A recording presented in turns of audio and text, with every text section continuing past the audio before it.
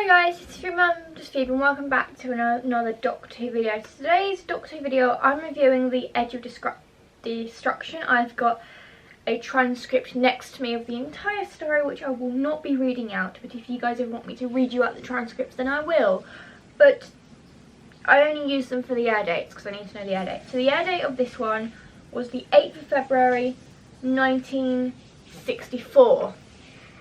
And I'll just read you the first bit and then that's it, and then I will review the episode. The TARDIS is in flight after leaving Skaro. When there is a bang, it shakes and everyone falls over. It goes dark. We rejoin the action with the lights back on. The Doctor is lying on the floor, Ian slumped on a chair, Susan draped over the console. Barbara is the only one awake.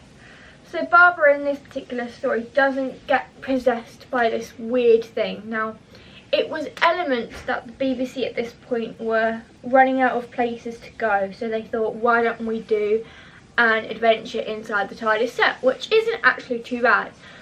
What I like about this particular story is it takes place in the TARDIS set, so you get to see more of the TARDIS set this time. It isn't like it isn't just all over the place where it starts in the TARDIS and then they go on to location to film the rest of the serial.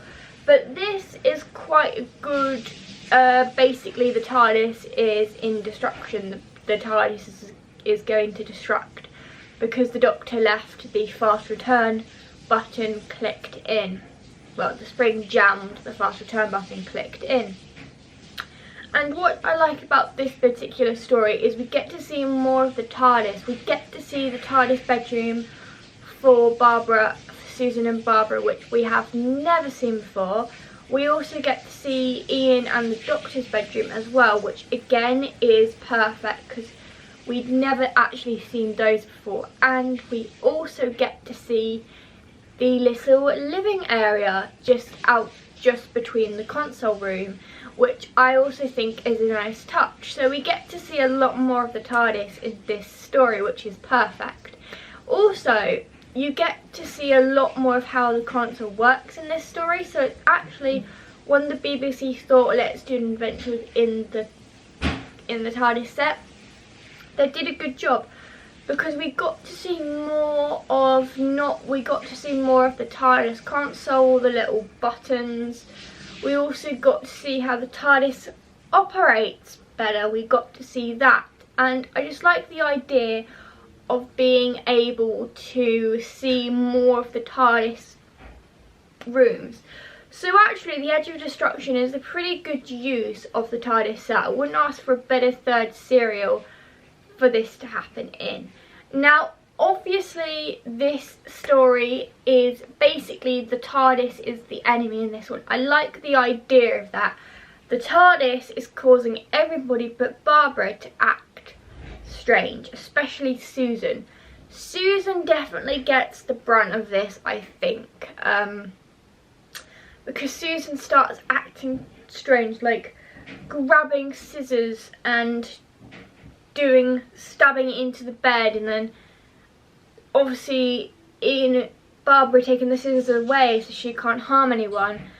I do like the idea of the element of all the crew, apart from Barbara, acting strange. Also, we get to see the first Doctor's kind of mean streak to this particular one when he threatens to chuck Barbara and Ian out when the Doctor full well knows that he can't actually get them home because he doesn't know how his machine works. So I do like the Doctor's sudden turn on them because he's acting really strange. But the best part about this particular episode is it's a two-part story, so it's not too long and it's not too short, and I think it fits perfectly well into 2 episodes. The story fits perfectly well into 2 episodes. Any more episodes and it would get a bit repetitive and just a bit too long for people to engage their brain with.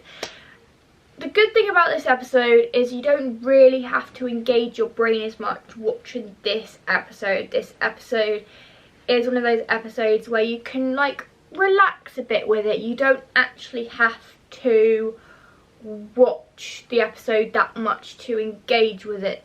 You kind of pick it up as it goes, really, from the first part. And also it concludes that cliffhanger that you get at the end of the Daleks. It concludes that cliffhanger, you know, it concludes that, which I like about the William Hartnell serials, is that each episode ends on a cliffhanger, each final part ends on a cliffhanger, and then in the next story you get a conclusion to that. And I think what this does really well is it does that. It achieves that. It makes sure that it does conclude from the Dalek serial.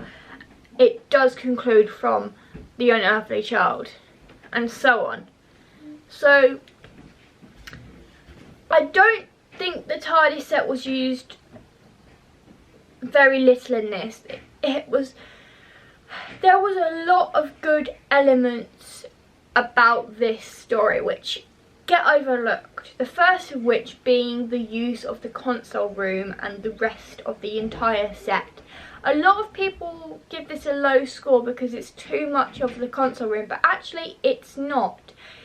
Every now and again you get a scene where they're in a different room, and that gets overlooked quite a lot in this particular story, as I've noticed, because people don't seem to like that particular thing about it being too much console room. But I think the set was used perfectly well for the adventure taking place inside the TARDIS putting itself on destruct. But what the TARDIS does really well is it actually keeps them all safe by showing pictures on the scanner of safe planets, so it opens the doors, which I think was a fantastic element to this episode. It was fantastic.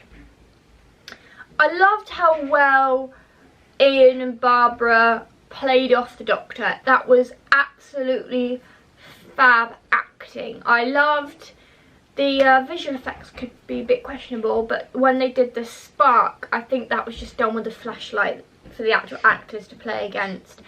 Because a lot of Doctor Who now has to be CGI, so the CGI back then is questionable. But what I do like about this is you get more information of Doctor Who, you get more information about this new sci-fi show. Now obviously each serial lasts roughly a month, maybe more depending how many parts it is, so by the time you finish a story it's taken a month to finish a story, which is understandable because it was on every week, not every day, so from the air dates I've got. So yeah, I do like this particular story. Susan plays off Ian and Barbara really well. She sticks up for them, and I love the fact that the BBC made her incompatible for a majority of the entire story. I also love how we get more information about what's inside the TARDIS, like when the Doctor and Ian, when the Doctor and Barbara, I mean, have a little heart-to-heart. She says, obviously the Doctor mentions there's a wardrobe of full extensive clothes, which I think is just fantastic that the Doctor mentions that. It gives us more information about what's in the Doctor's time machine. Now it is true at this point William Hartnell was ill during Series 1 and Series 2, but his health was mostly declining in Series 3. But so he does leave a few gaps in the lines, which is why the BBC kept them in. But the Doctor plays off all his companions really well, especially his granddaughter. I love how the TARDIS kept giving them clues to this particular adventure. Using the TARDIS as the main objective in a story like this was perfect.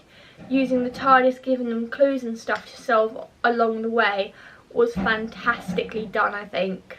Making the TARDIS the enemy and making the TARDIS the solution, basically.